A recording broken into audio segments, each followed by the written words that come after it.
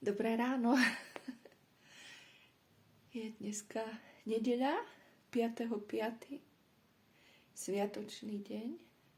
A ja vám chcem predstaviť moju spoločníčku Bluefej. A ďalším dôvodom dnešného sviatočného dňa je, že ona má dneska rok. Má dneska narodeniny. 5.5. Prišla mi do života v lani na jednej akcii som spoznala chovateľku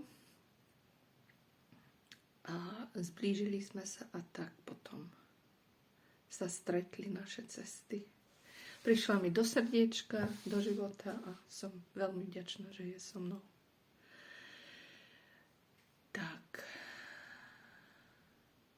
to som dneska chcela dať do éteru. Je to božská bytosť, veľmi jemná, veľmi citlivá, vnímavá. A ja tiež patrím k tým vnímavým jedincom, citlivým, veľmi senzitívnym, s čím nie je vždy jednoduché žiť, ale už to zvládam lepšie a čoraz lepšie. A som vďačná za tento dar.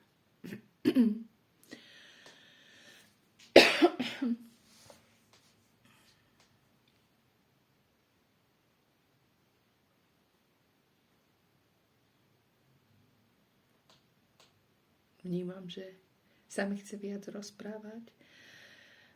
Asi v ďalšom videu, alebo neviem, či to napíšem. Uvidím, ako sa rozhodnem.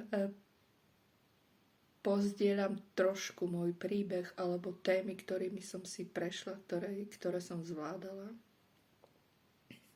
Aby ste mali viac predstavu o mne, kto som a čo ku mne patrí.